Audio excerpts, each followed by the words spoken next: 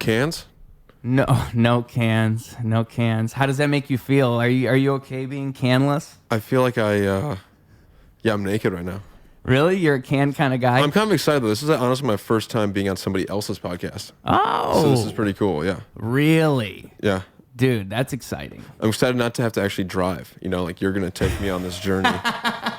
It's going to be cool. I've been waiting for someone else to have me on their podcast just so I could do that. So I could be the guy. Or I'm like, you know what? I want to see how people handle this. Yeah. I want to see how they go about this because it is kind of its own thing, right? Like being the host as opposed to being the guest.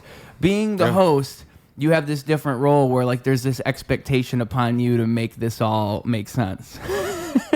Like, this has to mean something, right? And so the host has to like string that together. Right. And you know, it's funny because like before when I would do like I did interviews for a little bit, but like even podcasts, people will come on a podcast expecting it to be an interview. They'll think like you're going to do that. Yeah. And like, I don't know how, like, do you approach it as an interview or do you approach it as a conversation? What would you say? Definitely a conversation. I've gone through different iterations of the show, but like I would plan or like write a list of questions.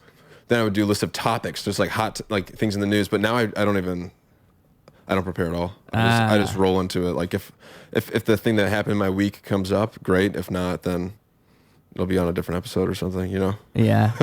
But do you ever have a great topic in your head to talk about or something like that, and then it just gets lost forever, and you're just like, damn, that would have been great, but it's gone. Yeah, but you know, like, yeah, I do have that. I'm torn on those because, like, part of me is like, you know, it's okay because it's probably meant to be. I probably wasn't meant to remember. But the other part of me is like, idiot. Like, that was probably the best idea ever. There's some, and you know, sometimes that happens in conversations even. Like, somebody will say something, but then they just say another thing. Right, or you get talked over. Yeah. And then it's just gone. And then you can't bring it up later. You try to, like, force it back into the conversation. You're like, this doesn't make any sense now. Mm-hmm. And it hurts. It hurts a little bit. Yeah. I'm sure like comedians have that feeling when like, because they'll think of funny things to say, but it's all about timing. So like if you don't say that thing right there, right then, your great idea is just lost forever. You know, sometimes you gotta, so you know what? I think that's my conclusive answer is that sometimes you gotta lose some good ideas to have the good ones, you know? It probably wasn't that great to begin with. Yeah. Right. If you forgot it, it couldn't have been that good.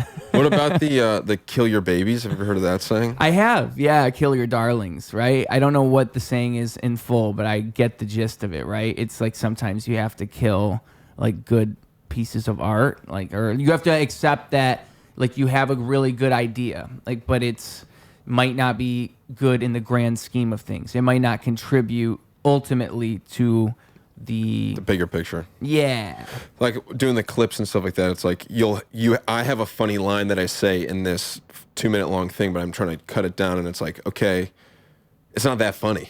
Like it doesn't make sense with what we're doing. I've edited around this thing too much. I need to just like completely get rid of this one funny line that I say. It's like, okay, so yeah, you got to kill your babies or your darlings. You got to just get rid of it to make the whole thing kind of make sense. Yeah, and with editing, you learn that a lot. Like again with comedians, I feel like they have to learn that in real time. Like they're going out on a stage and they have to literally, if they think something's funny and an audience doesn't respond over and over, they have to kill that. Mm-hmm. With editing, you kind of have to learn it differently because I really believe like you have to edit a lot of videos before you really know what you're doing with the video. But like, because editing is an art in itself. And like totally. I've always edited on a computer, so I feel like that's even different. I've never edited on my phone. That seems so difficult to me. It seems so difficult, yeah. Yeah. Doesn't make any sense. I mean, I get it because most people don't have computers, but still, it seems just like a Herculean task that people actually even get it done, you know? Yeah.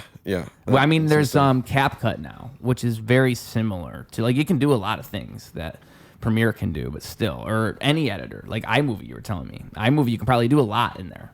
Yeah, exactly. I tried to, so I do the podcast clips, but I'm like, fuck it. I'm going to make like a cool, for the 4th of July weekend, I try to like actually film some stuff, different things that I did. I went on a boat, I did the fireworks, right? So I'm like, okay, I'm going to make like a TikTok style video and put it together, right? So I'm editing it on my computer and everything, and I put music behind it, and I'm like kind of doing quick cuts and stuff like that, right? Okay. And then I'm like, just for shits and gigs, why not put all the footage into TikTok, hit the button. They make a video that's like 10 times cooler than my video with the cooler song, with the cool like transitions. And I'm just like, I spent like an hour on this thing and your thing's way better in 10 seconds. It's just so frustrating. So I get why people just go, fuck it, I'll edit it on CapCut, you know? I get it. Yeah. Yeah. And I feel like, you know, it's also, there's just so much bullshit now on social media. Like, there's so much AI generated bullshit, or just like people, you know, one thing I've noticed is people will have vertical videos. I don't even blame them for doing this, but like they'll have vertical videos and then they'll have the captions done by AI and they'll have the video edited by, like, maybe they'll do editing, but it's just like the way that they convert things. Again, I've always edited on a computer, so I'm always very mindful of how I edit everything. And I can tell when some of this stuff is like, oh, it's like quickly thrown together, or it's like the AI captions, you know, because it gets a bunch of the captions wrong. So like it'll literally get words wrong, and I'm Totally. like, in my mind, I know it doesn't matter because they're still getting views, but it drives me nuts as the perfectionist I am, you know. It's crazy that they're like, oh, you didn't even watch this again. You just like let it go. Yeah, you didn't catch any of the mistakes. But in the end, it doesn't really even. Does it even matter? Who knows? Right. And again, Gillis's podcast is filmed horribly, and it's the biggest one out there. You know, it's that's a good example. Right? Yeah. It doesn't need to. It doesn't have to be high budget, and that's what I always kept telling myself in the beginning. Especially, I'm like, dude, I'm fucking punk rock, and like low budget is cool. You know, like you have the boom. I just do handheld mics. I'm like, fuck it. That's like, you know, you hear a little static. Why not? You know, it makes it grungy, raw, you know? Yeah, I agree with you. Shitty. So even as this is, I comfort myself with that thought. Yeah. I'm like, you know what? This is like punk rock. This is cool. Like, people are gonna like this. They'll find it endearing. Right. That it's not like a high budget production. Although I also do say, please, guys, support us with the Patreon. Okay, we can make this better. Of course. Yeah. Yes. We can do this for a living, and trust me, if I'm doing this for a living, this will look supreme. All right, we'll find a way. I'll wax the floor or something. Yeah, we'll figure something out. It'll be much funnier too. Yeah, it'll be funnier somehow, like a 50% funnier ratio. Yeah. But yeah, because like I just think that I think you're right. You're onto something. Like, people don't. Have you seen Matan Evans' podcast? Have you seen what he does? I'm familiar with this person, but I have not done a deep dive. So his podcast, he's just he's known for, people kind of know him as a troll, and he's just very good at doing what he does, at playing the role that he's playing. And so with this podcast, they literally, I think they're going to different places, but they always just hang up a sheet, and then it's just like a table and then some microphones, and it's purposely like a minimal. In public or what? No, just I think they go to actual podcast studios, but they hang up this sheet. Gotcha. And then like it looks really low budget, purposefully. It probably is low budget, but again, I think like there's something to be said about that. Like people in the end, I don't think. It's like you were telling me before we even started recording this. Yeah. A lot of the time, you don't even watch the video. You just put it on and then put it in your pocket or something. You play it in the background. Yeah, You're not I just actually do audio. watching it. Yeah, no, I never watch podcasts. Yeah. Unless there's something funny. But even like Your Mom's House, which is like a lot very clip based, they play funny videos. I even will listen to that usually. Yeah. I don't know. That's also what I keep like telling people that are like, what, you're doing like, what even is that? Like, people don't even like know what it is. Yeah, which is so funny because it's like, how fucking old are you? You don't know what a podcast is. Yeah, I feel like they're behind. Actually. Totally. But it's like, you're supposed to be listening to this while you're doing the dishes. Like, it's not supposed to be this like big like movie, or, you know, like it's a different kind of media, right? Yeah. I don't know. It is a different kind of media. And it really is. And like, you can do podcasts in different ways than other people would do podcasts. It's kind of like its own art form in a way. Like, Yeah. I was saying to you before too about how the people who are really good at it, like they've done a bunch of episodes and they've gotten better, because like your first podcast, you're not as good as at that skill of talking to people. Like, Yeah. you might think you're good at it, but like, record yourself doing it 100 times in front of a microphone for 100 hours and see how good you are really at like keeping conversations going, because that is its own skill. Yeah. Truly. And like, it makes me you know, it would be cool to have a job in radio, because like I can understand like how that would be a great skill to have in radio, to just be able to to be able to talk. And like, again, like I was telling you before about with comedians, I think comedians, they normally talk. So I think they're naturally talkers. And it all clicks in my mind. Like, oh, of course, comedians are the podcast group because comedians are. Not that other groups don't do that. No, but that's where podcasts really started. Totally. It was with comedians. Totally. Yeah.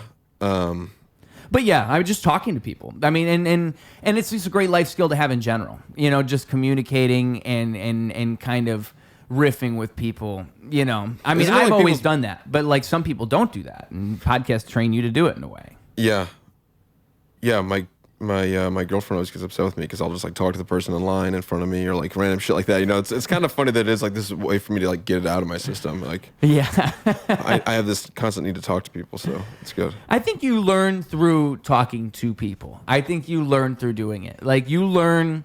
It's actually a better way for you to figure yourself out than just thinking things is to learn through the way you're communicating with people. Like you have to talk to people to ultimately figure out what you are. I think there's something to that. Definitely. Yeah, you're testing your ideas. Yeah. Something I've discovered through this process of testing my ideas, of talking to people, I've learned that I have an ability that other people might not have. This ability I like to call mind-blowing. And I'm a professional at this. People teach me this. I talk to them and I blow their minds and I'm like, you know what? Maybe I'm pretty good at that. Maybe I'm so good that I ought to make myself a t-shirt that says professional mind blower. And that's what we got right here, folks. And we're selling them. $25 for a t-shirt. We got smalls. We got mediums. We got larges. And as a matter of fact, it is $25 with the shipping included. That is right, folks. Let everybody know you're a professional mind blower. It's a conversation starter. Everybody's excited. They see your shirt. They're like, what's that all about? Well, let me tell you. And there you go. There we have it. If you want to support the show, but you don't want to buy a t-shirt, you still want to support us, the way you can do that is the Patreon. $5 a month, the price of a coffee, the price of a beer at the bar, and you are letting everybody know that this show is something you endorse. You're letting me know, and it keeps me moving, it keeps me motivated, and it helps me make this production a grand thing for everybody to behold. So please help me to do this, help me to make this my career. We're doing an episode every 3 days, and the only way that is possible is with your support. So please, folks, make sure to consider that. I would really appreciate it, and I really appreciate you. Thank you for watching. Now, I feel like our boy Drew has got something to say. I feel like doing radio would suck because you're going for like 8 hours a day. I mean, maybe that's not that long, but still. Yeah. Even 3 hours, 4 hours straight of talk, like, you know, that would be so hard to do that every day. Yeah, that would be difficult because again, like with that being a muscle, like you'd have to particularly have it trained for endurance. Yeah, you'd have to be able to really stretch things out and talk about stuff. But also I think there's like, that's where the production does come into play, where if you have 10 stories lined up that you are ready to talk about and riff on and stuff, that, you know, that does help. Oh, of course.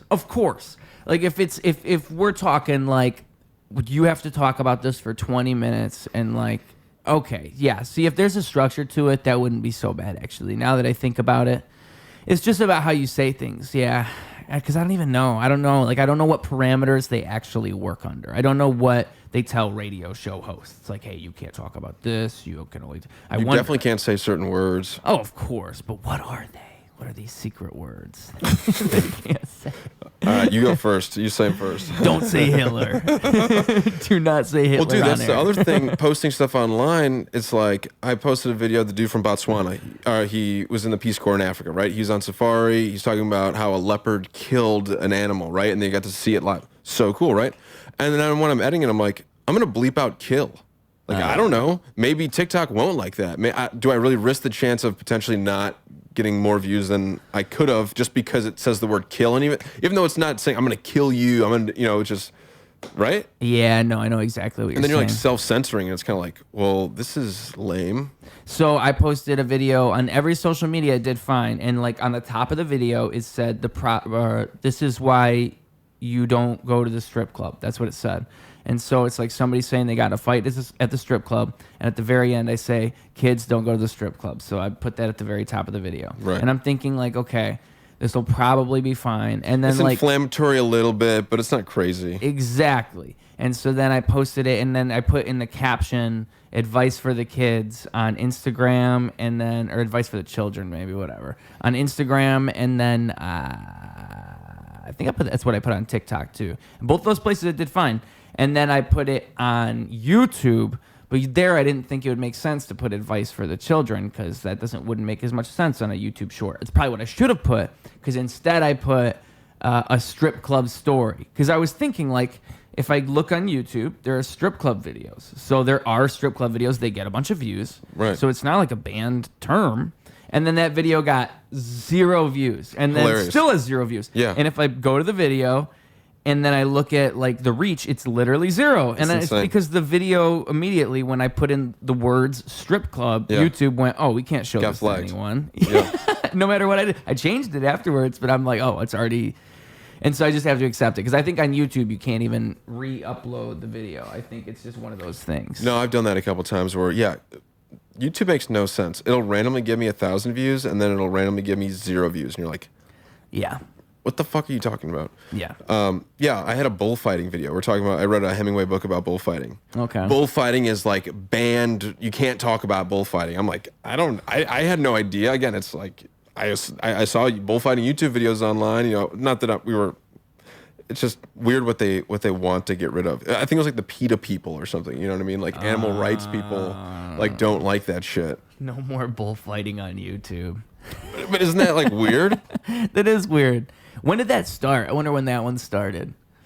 I'm of the firm belief that like slowly the internet is like fading into some weird amalgamation. Because like when I think back to what the internet was like 10 years ago, it was a lot different. Like even yeah. YouTube, even when you look things up on YouTube, you would find some crazy shit on YouTube back in the day. Totally. Now YouTube is a little bit different. Like now you can't find bullfighting on YouTube.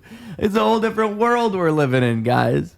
Bullfighting's not even that crazy, really. I mean, it's like a whole culture surrounding it. Yeah. People are cool with bullfighting. Yeah. And again, I was talking about a book that was talking about it. It wasn't like I went to a bullfight Yeah. or I killed a bull, you know? It was crazy. But the word itself is probably like flagged. So when you try to find it, you can't find it. People don't like it. It's like animal abuse, which, again, after reading... I've read 2 books about bullfighting at this point now, but basically... This bull has a perfectly great life. It's a prized animal, right? It's like a racehorse, essentially. Okay. Except for the very last day, where there's basically 3 different rounds of like different men stabbing it and picking at it and killing it and slowly, and then the matador comes in at the very end, and then he kills the bull, right? So, but it's also a battle, and they show the crowd like the strength of the bull, right? It's supposed to be like this is a crazy beast, right? And then that's what makes the matador's skill so great, is that he's able to slay those powerful beast that we've just shown to you and everything, right? So, but you are killing an animal for sport, you know? So Yeah. I get it. I do get it. I get why people would be upset about it. It'd be hard to watch. I don't know. Damn. Why did they kill it though? Like, what was the point in killing it? Just because? I don't know where it started, but yeah, I think it's like a bravado thing. Like I'm a matador. Matadors, especially back in the day in Spain, it was like they were the rock star. They would tour Spain and they go to all these different bullfights, and then like, you know, there's like the running the bulls. It's like a big like holiday weekend essentially, where like that's like the biggest bullfights. Yeah. I'm not sure exactly which city, if it's in Madrid. I'm gonna get that wrong now, but yeah, I don't know where it started, but yeah, the bull kills a horse to start the show. So it's like, okay, well, is that okay? But you're also sort of forcing the bull to kill the horse, kind of. I mean, you're basically just releasing the bull into the ring with the horse and it kills it, but... Yeah, it's kind of like dog fighting almost. It's kind of similar. Like you're just sacrificing one of the animals in the end. Yeah, Like, but you know dogs... what's going down. Again, those dogs are being abused and beaten to become fighting dogs. The bull is basically like... He gets to like breed with like a bunch of cows all for like 5 years and like, you know, eats the best food, and then the last day it dies. So it's like there was 0 abuse and then it was killed, you know? Is that how it normally goes for them though? That's what I wonder. Like, do they always live that life where it's all good and then one day it's just trauma and it's over? Like one day they're just I think gonna so, man. There's sacrifice like you. bull breeding is huge, and like the lineage of the, just like with racehorses, dude. Like racehorse sperm is like can be like millions of dollars. Wow. Because if you breed it with a great female horse, you could have a winning horse. It's like gambling and shit. Like there's so much money in that. Yeah. Wow.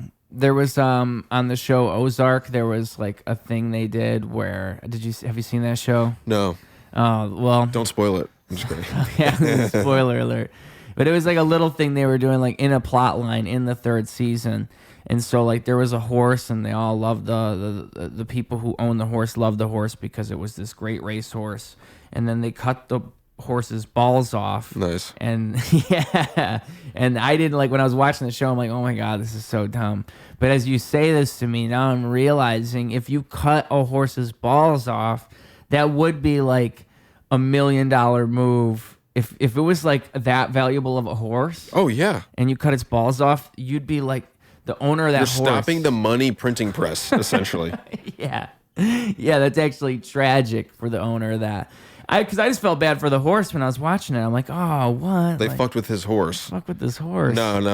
They I thought it was fucked with his like, money. like they're like killing the horse. Like when you put the horse's head on the Godfather bed in shit. Godfather. Yeah, I didn't realize it's like, oh, this is like if you there's a meth dealer and you took away all their meth. A whole different thing. Yeah. Oh, wow. No, you shut down the lab. Yeah. And horse people are really like into that horse race thing, dude. Like if you owned a horse, you'd be really into your horse. Yeah. Yeah. No, definitely. You'd have like a whole staff. Somebody taking care asked of the me horse. once, like, you could would you want to like no, he didn't ask me. He told me about how he had a horse with his friends years ago. That's what he said. Wow. They all owned one, but I think they all paid for it, because a horse is expensive. Mm-hmm. So they all paid like $10,000 for this $45,000 horse or That's something. crazy. Yeah, and then they raised it together as 4 dads. Wow. That's a lot of work. Yeah, but like they're betting on it. That's their idea, is they're investing in this horse. Dude, could you imagine if you spent all this money on a racehorse and it just never wins? Never delivers. It's just like you're getting like middle place every single time. You're just like, God damn. It's like buying stocks, and sometimes you lose. I guess. That would suck, though. That'd be like being a disappointed dad going to like, school sports meets. Right. So many times. Your kid's just in the outfield every single time. You're just like chasing butterflies and you're like, fuck. Why'd I spend so much of my life dedicated to this? Dude, that would suck. Do you have any weird hobbies like that? Hobbies like horse racing? Yeah. Or bullfighting? I used to really like professional wrestling. Now I like kind of keep up with it, but not really. You seem like a wrestling kid. Yeah. Wrestling. Yeah, dude. It's fun. I mean, I still think there's like something to be said about, if you're familiar with the podcast sphere, then maybe you've seen like the things Rick Rubin might have said about these types of things. Maybe. Have you seen any of his? I know a little bit about Rick Rubin, but I don't know his take on pro wrestling. He puts it in a good way just because like he says that wrestling is real in a way that other things aren't real. And that's a good way to put it. Like wrestling is a good way to, everybody knows about like how this is fake in such a way. But the best things in wrestling are almost... Kayfabe? Is that what it's called? Kayfabe, yeah. But the best things in wrestling are almost the things that ride that line and you don't know if they're real or not. Because they are getting hit. There are hits. Yes. So somebody did die.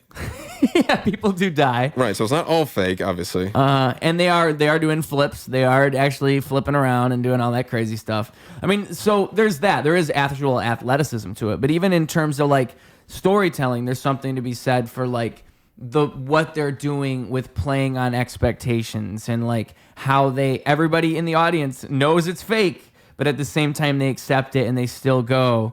And it's kind of how life is in ways, you all you accept whatever role you have in life and then you take that role on, you accept the kayfabe or whatever it's called of that in life. And like, that's a cool way to look at that. So that's why I've always liked it, because I've always looked at that part of it. And like someone like CM Punk from Chicago, he's somebody like he's universally loved in wrestling now, but like it used to be the case that just in Chicago he'd get like so much love from here. Really? This is where he's from. Yeah. Cool. Yeah, but yeah, dude, he's awesome. I've always loved CM Punk, but he's a great example of what I'm talking about, where he rides that fourth wall, if you will. But didn't he go to the UFC and not do well? Or the third wall? You break the third wall? Is that what it is? He went to UFC. He did terrible. Yeah. That's the problem. That's kind of a like, blemish. you're like, like that sucks. It does suck because Brock Lesnar did so well. When Brock Lesnar did that, no one expected him. Dude, to do Brock that. Lesnar is a fucking beast. Yeah, he's even in WWE, he was a beast. Like he is like a crazy monster of an athlete. And the thing about him too, about him being a beast, if he had went to UFC first instead of doing WWE, he just went straight there. Right. He could have been the best of all time. Because that was the problem. Is like I've only watched a couple of his fights, but you definitely can tell his skill isn't as high as his competitors, but his strength is just like unfathomable. Doesn't even make sense. It's insane. What about his daughter? Have you ever seen her? No. Oh, dude, She fights in. No, I think she's on like the women's like. I want to say wrestling team or something like that in college, but like her like college photo was going viral like a year or two ago because she literally looks like fucking Brock Lesnar with like a ponytail. It's insane. It's insane.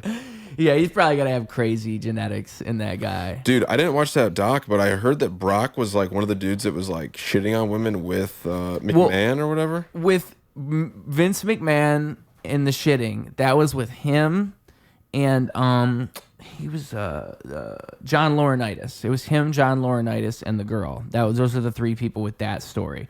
Brock Lesnar, I think what it was is that there were text messages between him and Brock. At least this is what was revealed to the public. Yeah.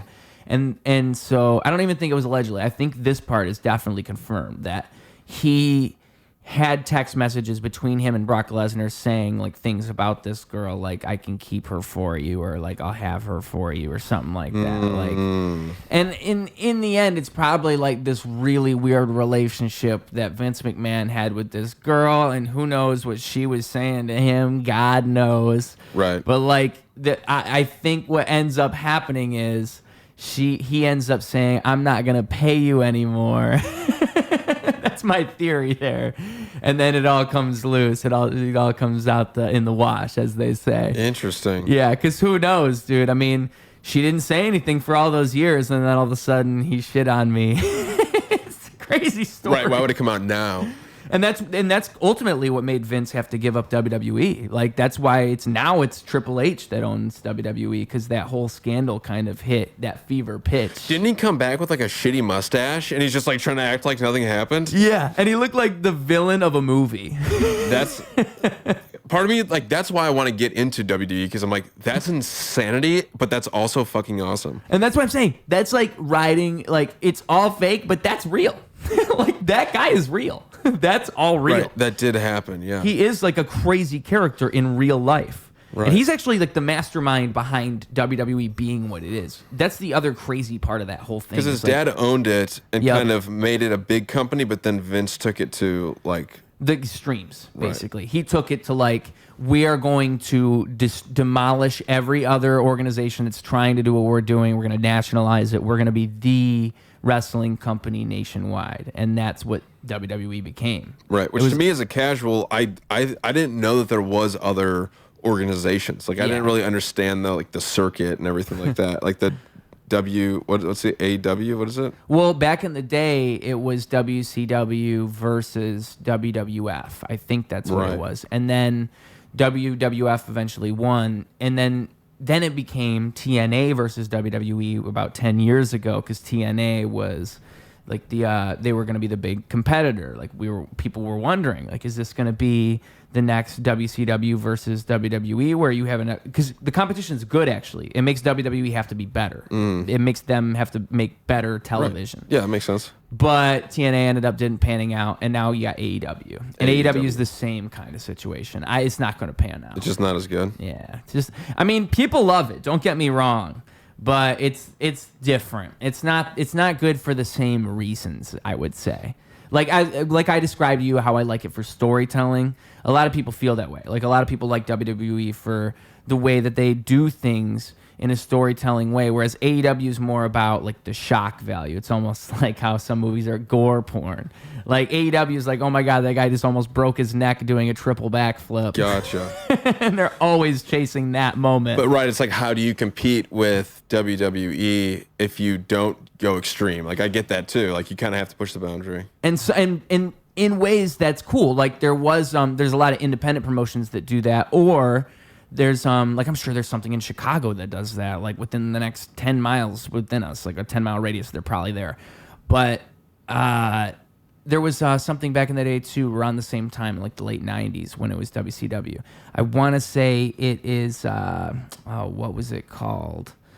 It was known for ECW, Extreme Championship Wrestling, maybe.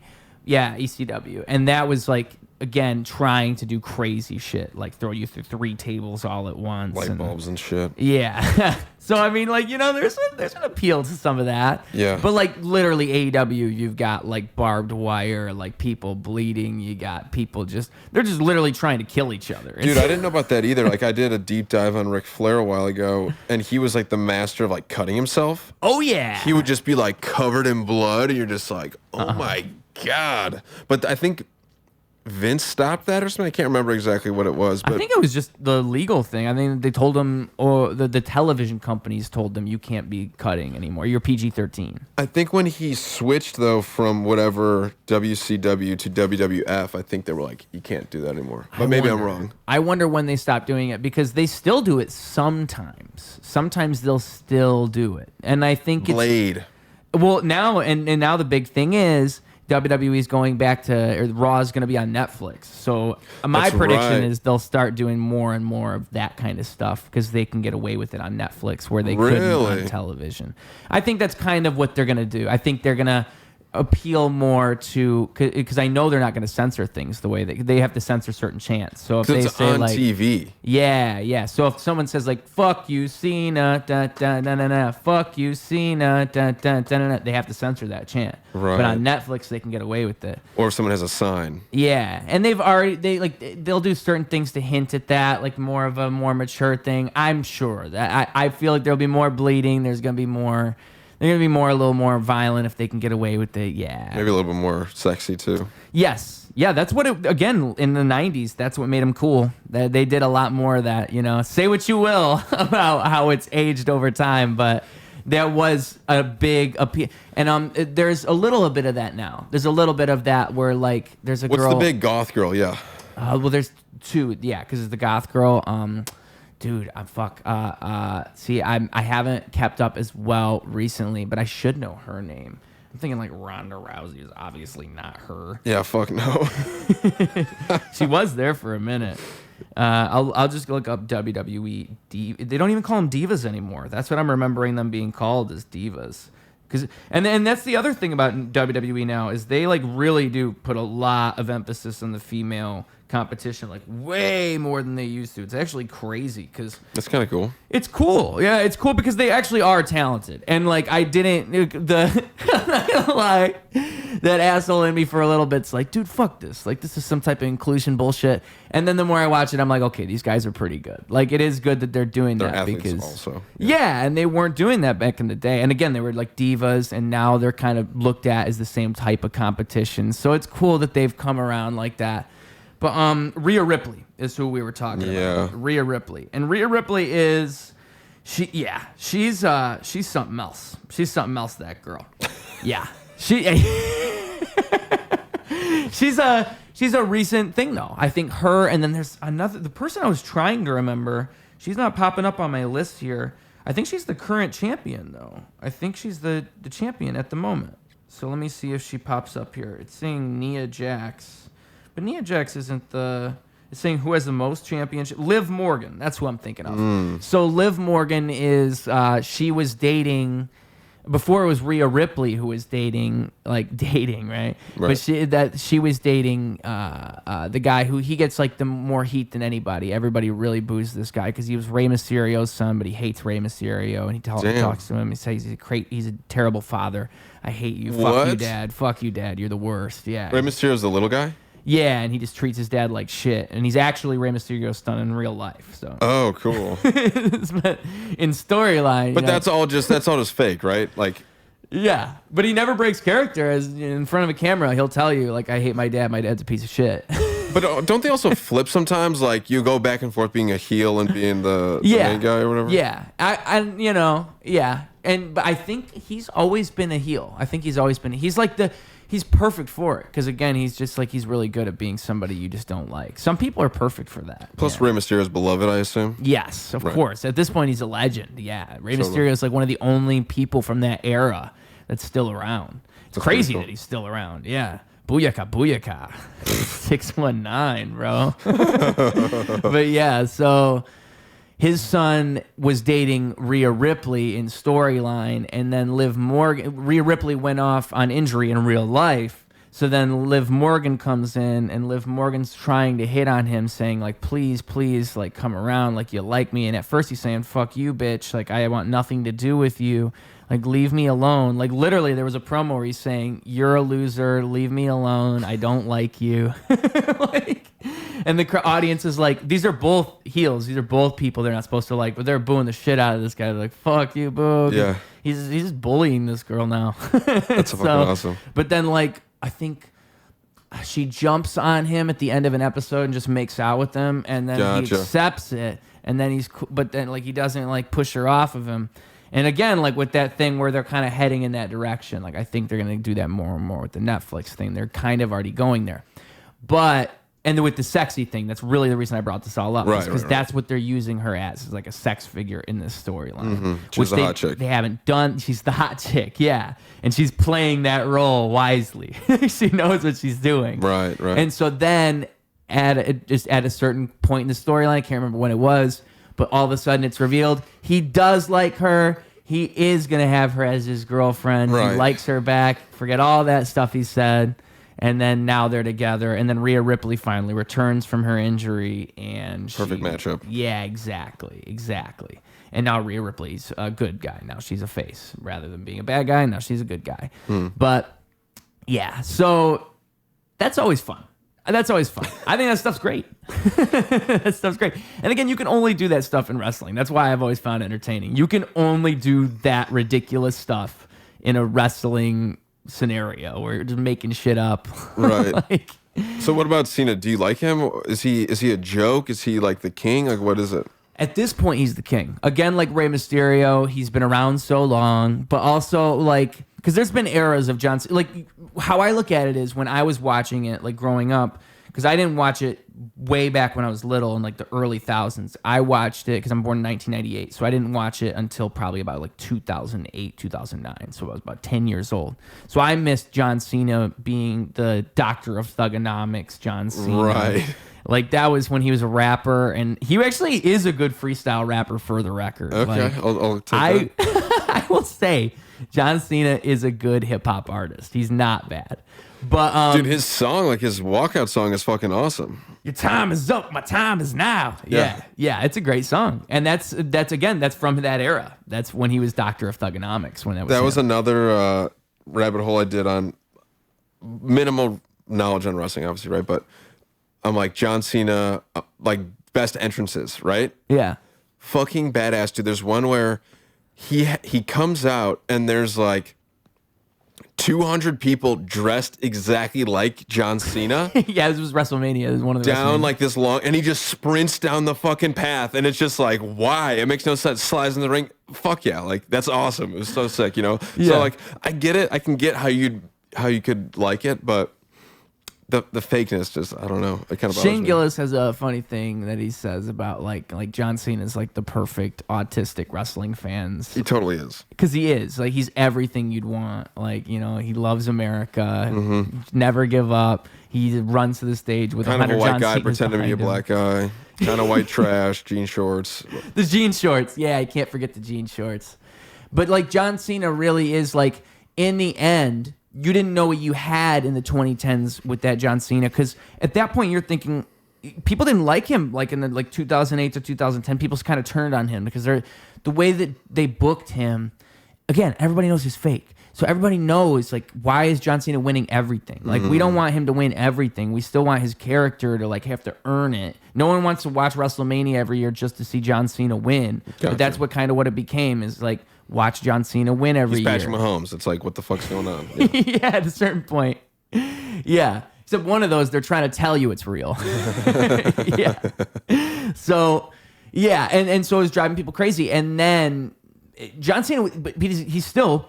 in the end, he's still extremely talented. And really, there's a reason that Vince McMahon booked him in such a way and invested so much in him, because he is the perfect guy to make the face of the company. John Cena is like the perfect guy for that. He is the guy. And he's jacked. I mean, it makes sense. Yeah, he's jacked in like a superhuman way. He's also just a great talker, like a great personality. That's like. Have you seen that video of him talking in Chinese? Yeah. Holy shit. Yeah. He's like apologizing to the Chinese government or something. I don't even know what the fuck's going on. That's modern Cena. Like, that's late. That's stage movie star Cena. Yeah, right. That's like, see, now you can dislike Cena for new reasons. Back in the day, it wasn't like that. Right. Back in the day, he was just a wrestler, and he like even used to say, "I'm never gonna go anywhere." He used to make fun of The Rock for that when The Rock returned in 2010. That's hilarious. That's what he said to The Rock, is like, you can't come around here. And Literally took The Rock's path. And then now he apologizes for it now because he took the same path, and he's like, "Oh, I didn't understand back then." Pretty and smart. And maybe he's right. Making way more money, not killing his body. Yeah. What are we at? How long have we been? 39 minutes? 40 minutes. Okay, that's pretty solid. But yeah. You don't know much about wrestling though? No, you don't I never watched it or anything like that? I mean, we've just talked about it for 20 minutes, but no, I never watched it. I always thought it was like white trash as a kid. I don't blame you at all. It is kind of white trash, but that's kind of again like with to connect things. Right. When I look at this podcast studio and I think, you know what, like how you think when you're holding those microphones, right. Like people are gonna like this. Totally. I think about that when I look at that white trash wrestling. I'm like, you know what, it kind of makes this more likable. It's kind of trashy, but it's my trashy. Yes. I get it. Yeah. And dude, like people who like it are so funny about it. Like they'll talk to you about it. Like they know it's not real, but they're so passionate about it, and they'll talk to you about. They'll buy belts. They'll talk to you about like, oh, so and so. They'll make YouTube channels just for wrestling. Right. Like people really care about it. I obviously care enough to memorize all the shit I just told you. Totally. So how much does wrestling and Juggalo intersect? Now that's fun because the Juggalos have history with wrestling, like, and I don't know where it starts. Like, I think that they just kind of got intertwined with it at a certain point with like local wrestling. I feel like it's just fat white America, like is like just like those are the two things that they like flock to. Yeah, like it's actually a match made in heaven to have those two guys come together. Yeah, totally. You want them to come together because. The Silent J, what's his name? Violent J and Shaggy Tudo. Right. They've definitely been on WWE, right? Oh, yeah. For but sure. It was the 90s. Yeah. It was the 90s. Oh, when it was they that were long ago? Yup. I don't think they've been on there after that. And then I think, again, like, I think that started with the local ones. I think they were doing stuff with local. I think they still do. I think they still Probably. turn up at local Dude, because stuff. if they did a show at one of those, they would kill, you know? Like, there's a guy I had on this podcast named Tim Perez. He just had a show recently where like they're doing wrestling, but they're also doing hip hop. So like they'll have a wrestling match and then they'll have a rap artist go into the sick. match. Yeah, like it makes perfect sense. That's a match made in heaven again. Like it makes perfect sense for some reason. If you combine rap with wrestling, that works because I don't know why. But especially as something like ICP because it's. And Juggalos are like an elevated, like horrorcore rap. Right. It's an elevated thing, just like wrestling is. You kind of accept this silly reality these guys are face presenting. paint on, yeah. Yeah, you're just willing to go with it. You're like, okay, well, I'm watching people fake fight right now, so I guess this guy with face paint is not that out of the ordinary. Right. He's acting like a badass. Yeah. What about the hello, juggalos and juggalettes, and then he would do the backflip and like land on barbed wire or shit. You know what I'm talking about? That kid? No. This was like a viral thing a couple years ago. But sounds familiar. He had like a lisp and he'd be like, this is for all you juggalos and juggalettes. And then he'd like jump off like his shed in his backyard and like land on a bunch of light bulbs or something. And he'd be like, ah, ah, ah. I'm blanking on his name. Damn it! Everyone who's listening is going crazy, I'm sure, right now. But again, it was like the crossover between like he would like do stunts to hurt himself in a WWE style. Yeah. But every video he would shout out the juggalos and juggalettes. Oh, this really sounds familiar now. It was always just him like hurting himself. There was no one he was doing it to. He would just land and He would have like a fan spinning and he'd be like, you know, he hurt himself. I don't even know. Damn it, he definitely had a name. He'd probably say his name. I'm blanking on the whole thing, but So that sounds like a professional wrestling fan to me. It does. It sounds like it has to be. he would be in our community. He had enough head trauma that he liked professional wrestling. Yeah, man.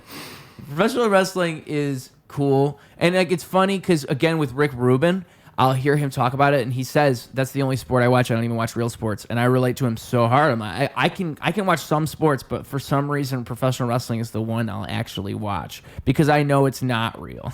It doesn't make any sense at all to most people. Right. But I hear him say that, I'm like, yes, okay, there's another one of us out there. Right. I get that. What sports do you watch?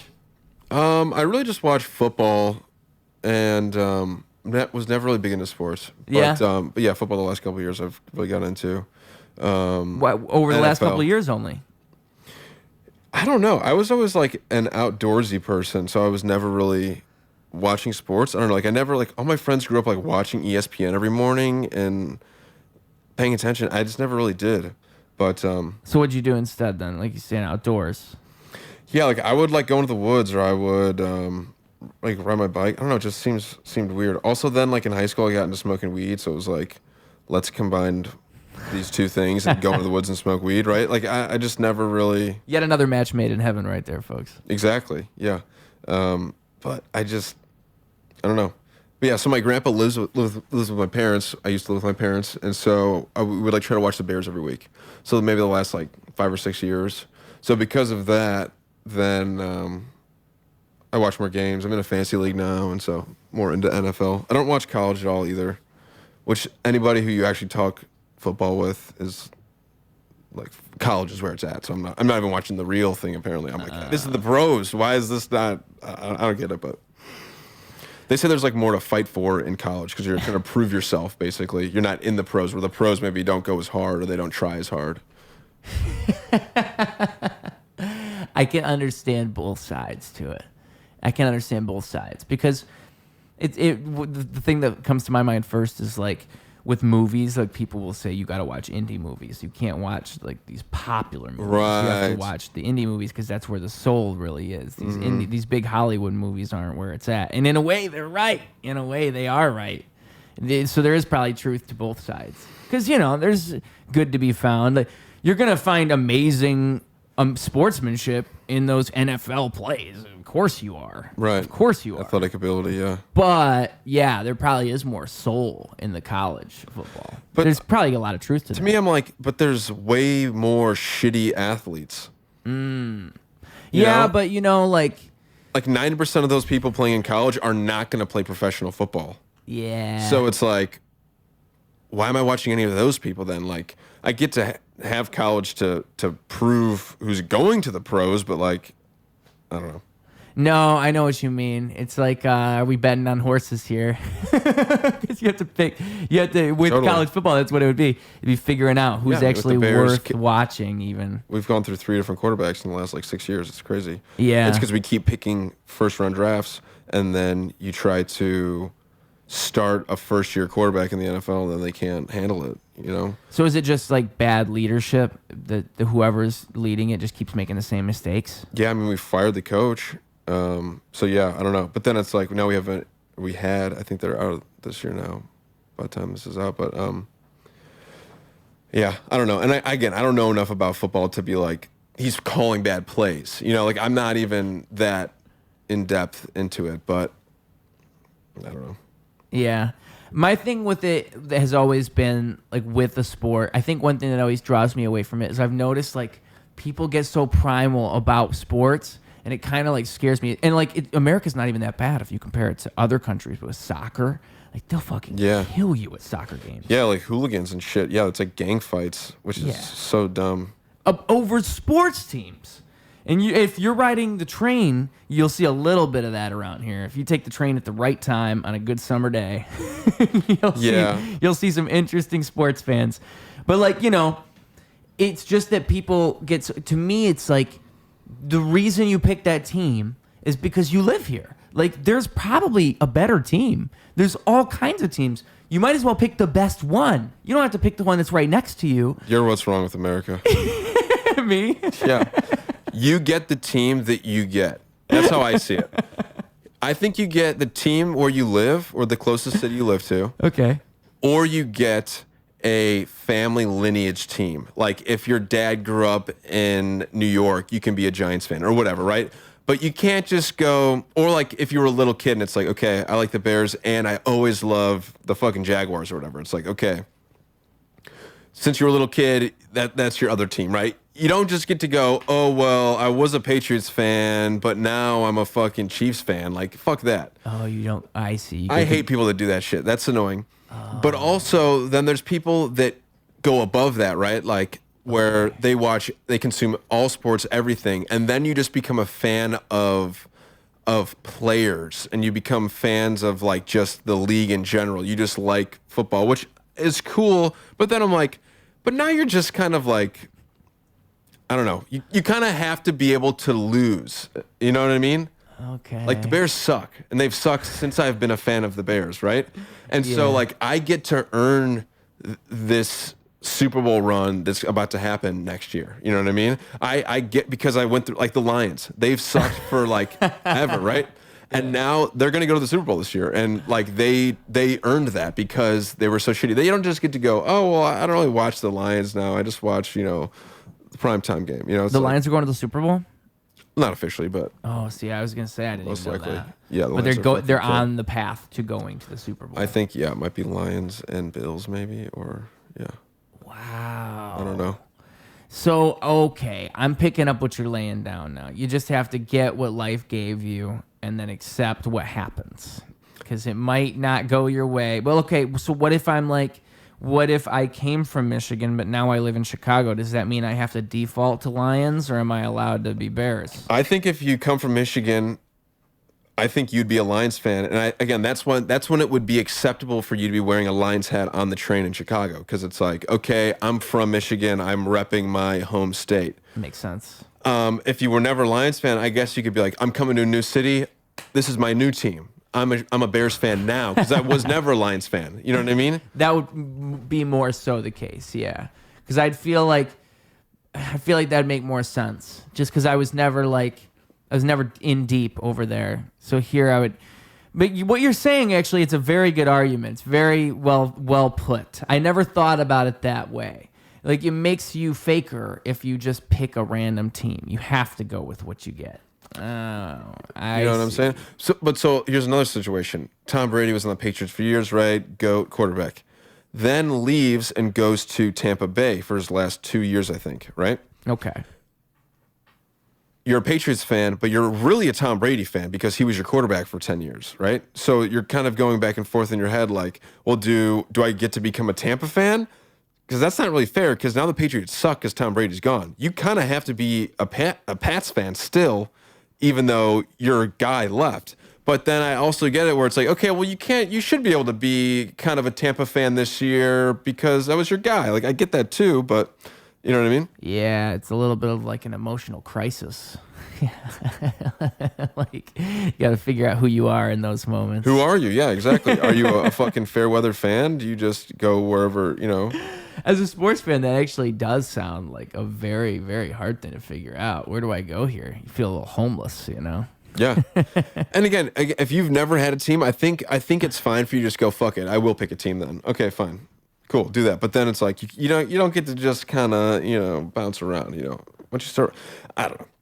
And then, like, everybody, again, these people that just like players or like the league in general, it's like, they're all just gambling addicts. Everybody's just sports betting constantly. Everyone's just trying to make money. Everyone's just trying to learn as much about this as possible to trick themselves into thinking that they're going to pick the right team to win. You know what I mean? Yeah, no, you see a whole lot of that, yeah. Or just sports betting.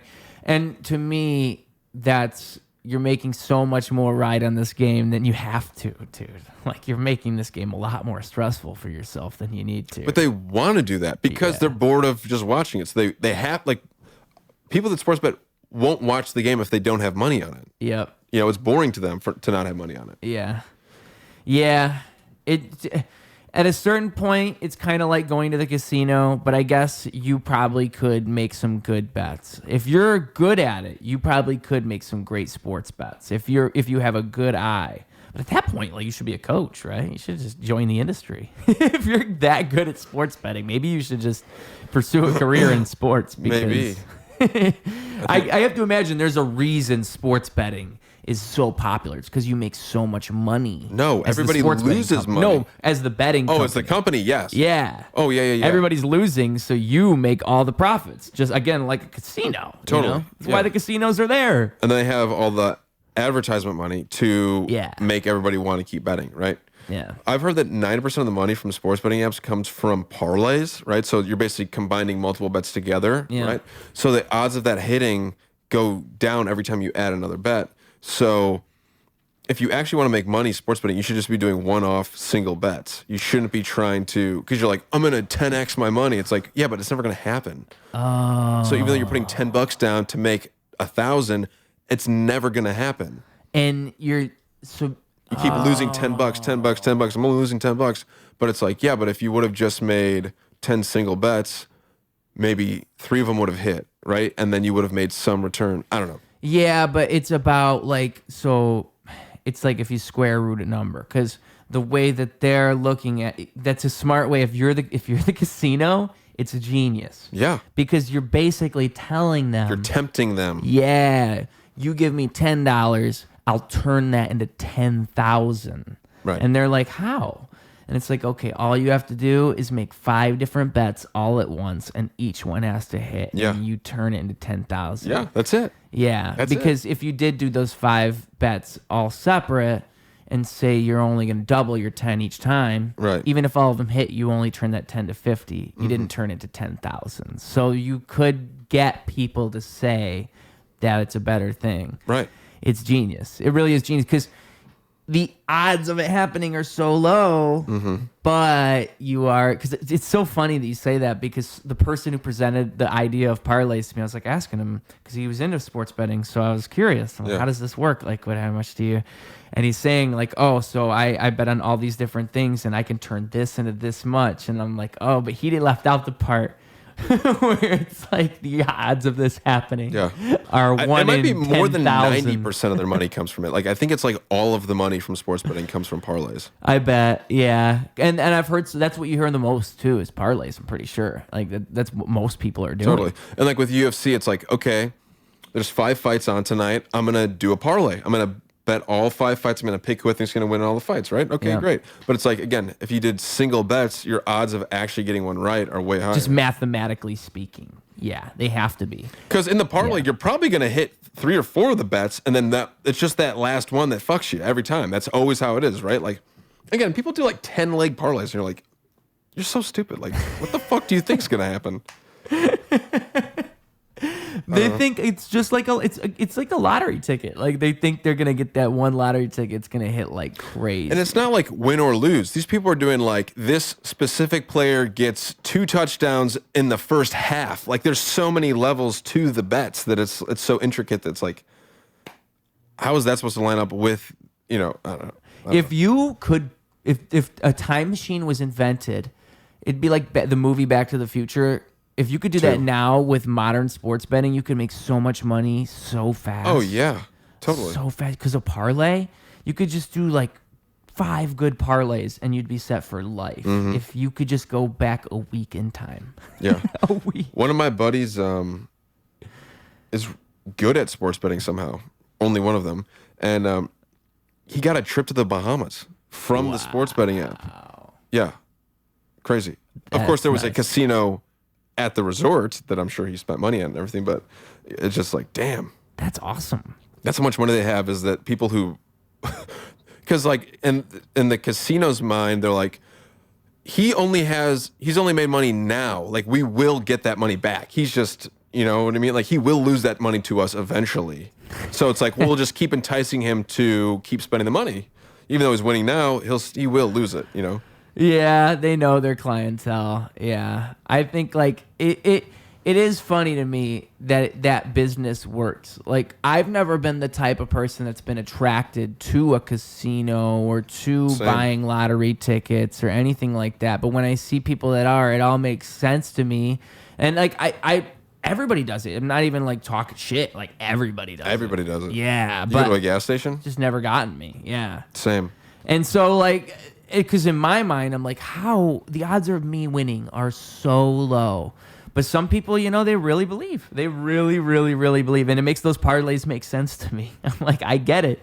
Like, you do want to bet. Because if you do hit that one time. Right. It's hope. It's hope. Yeah, there is a hope in that, you know. I mean, some people buy those Mega Millions their whole life on the hope that one day they're going to have $10 million. Don't all those people lose the fucking money too? Of course. Right? Yeah. Who win? Oh, you mean the winners? Yeah. Yeah, or it's like they give you like some like they deal. go broke. Yeah. Well, they probably, yeah, probably. I wonder. Because I think I know at least it's one thing where it's like, okay, you won. And the pot is 100 million, but we're not handing you 100 million. We're going to either pan this 100 million out over 30 years, or you can accept 10% of the 100 million now, and we'll just call it good. It's like something like that. Yeah, right. You can either take, maybe 75% of the whole thing, or you can take it in $50,000 chunks every single month. I think 75% though is like still You think it's more? It's less. It's probably a tiny percentage. Like if you want to take it all at once in lump sum, right? I'm sure they don't million, offer much. Yeah, yeah, maybe 100 you're million. Right. It would probably be like they'd offer you 10 million. But also, you have to pay taxes on that. Like you're only getting half of what you think you won. Yeah, you're getting taxes on top of the money that was collected from taxes. Yeah, which is insane that the state's even able to do that. It's crazy. Yeah, the lottery, I think ultimately the lottery is a genius scam. Again, very akin to a casino. Like a casino would look at that scam and be like, you guys did exactly what we do, but better. You guys are genius. But the problem Can't believe is, you pulled that off. Especially like Illinois lottery, you're like, this money is just being embezzled. Yeah. Like, they should be taking that money and pumping it into like lower income schools, right? Like help kids learn not to spend money on the fucking lottery, basically, right? Yeah. And instead, whoever the fuck, instead my dad's over here telling me first time buyers are first time winners. I'm like, Dad, I don't know about Damn. So your dad was a lottery ticket guy? Oh yeah. But again, everybody is, dude. Yeah, it's common. It's not. That's why I couldn't even hate on it. It totally makes sense to me. It's like it's if anything, I think like it's evil to be the people who run the lottery because you know that it's like a basic human thing you're taking advantage of. Yeah. Like, of course everybody would want to win the lottery. Of course. Of course. Yeah. Like who wouldn't? Like of course you do. Yeah. You would be lying to me if you would tell me you wouldn't want to win the lottery. Yeah. Of course. Like I don't even want to buy a lottery ticket, but I want to win. I think I've bought maybe like 3 or 4 lottery tickets, and it's only ever been when it's like the $100 million, like when it's like it's in the news, like it's a big one, you know. Like yeah. I've done that, but I've never just bought a ticket like at a gas station before. Yeah, it just doesn't seem to me. Maybe it'd be worth it though. Maybe that'd be the one. Maybe that would be it. I don't know. Mm-hmm. Maybe that's like, you know, you're watching this podcast 3 years from now after I won the lottery a year before. Like, damn, I wish I didn't say all that shit. Right. If I win the lottery, I'll split it with you. Okay. Oh, dude. I'll shake on that. Hell yeah. Hell yeah. Are we ending around an hour? Do you have more time? How are we doing this here? Yeah, I can go for a little bit longer. All right, we can go for a little bit longer. Because I was going to say a handshake on winning the lottery is a good way to end it. All right, 50-50 on the lottery. And you know what? Just to, I'll throw that back at you. If I win the lottery, you get half of it too. I was hoping you were going to say that. Yeah, because I mean, it's only fair, right? I guess I ought to say that. Yeah. It's a good way to seal the friendship. Did you ever do like a Blood Brothers thing where you cut your hand? No, dude. Or like a spit shake? That shit was wild to me. The kids did that. Yeah. What was the other one you were gonna say? Spit shake? Oh, that one. No, I never did it, but that one's less wild. Like yeah, way less wild. Yeah. That one's just, a little bit of It's gross, size. but that's it. Yeah. Yeah, I thought both were gross, but I couldn't believe kids would like. Yeah, what would you use? A knife? Yeah, like a pocket knife or something, I guess. You remember Cut for Bieber? No. No. Oh, that would be. How old are you? 26. So we're the same age. So I'm surprised you don't remember that. It was around 2012 or so. I want to say just when Justin Bieber was really getting popular, like Baby and all these songs. And on Facebook, it was viral because girls were cutting the name Justin Bieber. They were cutting themselves. Whoa. Yeah, and they were putting hashtag Cut for Bieber. I feel like you're bringing that out of my head. That's nuts. It was crazy that happened, dude. Is cutting still a thing? I feel like that was so common when you were like in middle school. It's got to still be a thing. Yeah. I don't know. That's a good question because I wonder how much of a fad it actually It totally was. is. Like people throughout history had slit their wrist to kill themselves, Yeah. to commit suicide, right? Like you slit your wrist and then you lay in a bathtub and you fucking bleed out, right? That's what I've heard. It depends how you do it. But like it was common to like lightly cut yourself Yep. to like I don't even know what it was. Dude, so I always Do you worry have cuts on your arms? I feel bad now. I always worry people are going to notice this. I have like a bunch of cuts on my arm, dude. And it's crazy because nobody ever really notices. And this is like the stupidest phase of my life ever, dude. So you did cut yourself? Yeah. Yeah. And like with these ones that are scars here on my arm, I was fucking an idiot, dude. I was using a serrated blade. Like a serrated blade, okay? So not just a normal knife, but like one of those knives with the teeth on it. Yeah. And so there's like, you can see like where it was like, you would need stitches. And it was for like depression? Like So, emotional. In my mind, what I was doing was like it's hard to describe because you would think that people who are doing something like that are doing it for vanity purposes. Like they want you to see the cuts on their arm so that you'll see that they're depressed. That's what I would think people would think when they Right, see you're kind that. of like hiding it, but you also kind of want people to like notice after a while. Why else would you do that? Like in a normal person's mind, why else would you be doing something like that? Like it doesn't even make logical sense. Why are you?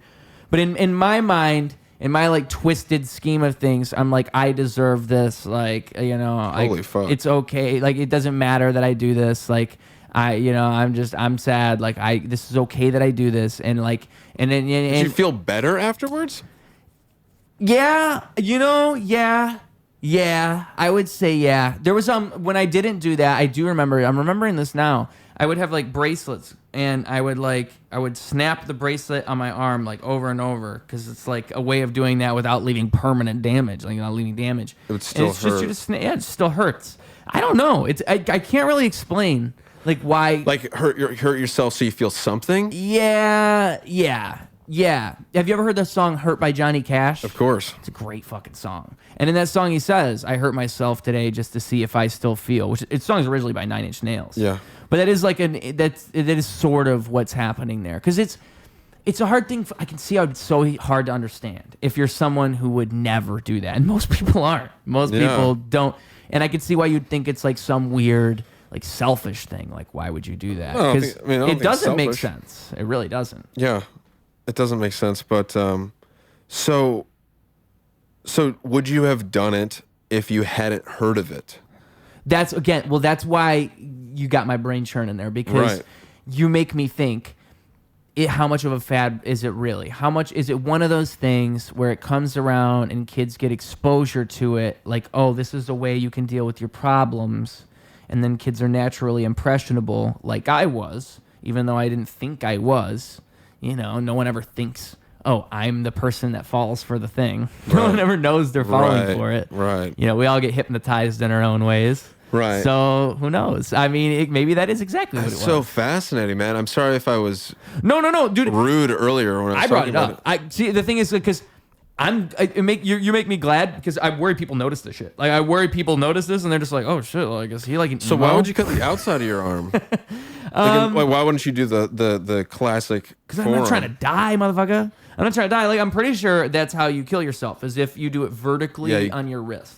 Like that would cut it in a way. Yeah, there's some saying like this way for attention, this way for results or something like that. I think I've heard that. Yeah. But that's hey, if you're the person who needs to hear that, maybe that is what you need to hear because, Fuck. yeah, I mean, like, it's dangerous. If you, again, that's why it's a good question. It's actually a very astute question, sir, because it's So you probably cut exactly the outside of your arm because there was less veins, essentially. There's more meat. Yeah. A little bit less risky. Yeah. In my 8th grade mind, I at least knew that. Damn, so you're using like a serrated like steak knife? With these scars, with the ones that stuck here, yeah. Damn. Fucking stupid, dude. So stupid. Like, when I look back, when I think back on that, I'm like, what the fuck, dude? Like, Yeah. oh my God, that was crazy. I can't believe I did that. But, it's the same mind that contributes to this podcast and the art I make and the music I make. So I Right. have to be thankful for all of it. None of us are perfect. But it is crazy. Yeah. It's crazy to think like and I'm sure we all have experiences like that. We look back, we're like, oh my God, I was, I was out of my mind. Totally, yeah. You think everything, in the moment, you just think like this is all appropriate. You think it's a normal thing to do. Right. And it gives you perspective. You have like post-cut clarity. Yeah, post-cut clarity, dude. That's something most of the kids don't know about, post-cut clarity. You go to an emo circle, they'll tell you all about it. You go to Hot Topic, post-cut clarity is... It should be a Hot Topic t-shirt. That's what I was about to say. You could sell that shirt. Sell like hotcakes. All right, buddy. Let's end it on that. Post-cut clarity. That'd be like the title of this episode. But yeah, man, at least, let the people know where they can find your podcast, all the social medias, and also I also want to make sure you have the opportunity if you want to send the people home with a message. The floor is yours. Awesome. Follow me on Instagram at Drew_Graf, DREW_GRAF. TikTok is Drew Sits With Pod. Follow me on Spotify and Apple Podcasts, Drew Sits With, and YouTube, Drew Sits With. Check me out, everybody. Please show me some love. Show this guy some love. Send him a virtual hug.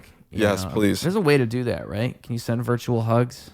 I am in a relationship, so maybe don't do that. But yes, virtual lip emojis. Handshakes. Send him virtual handshakes. Send him virtual handshakes. We're keeping it casual, business casual here, folks. With that being said,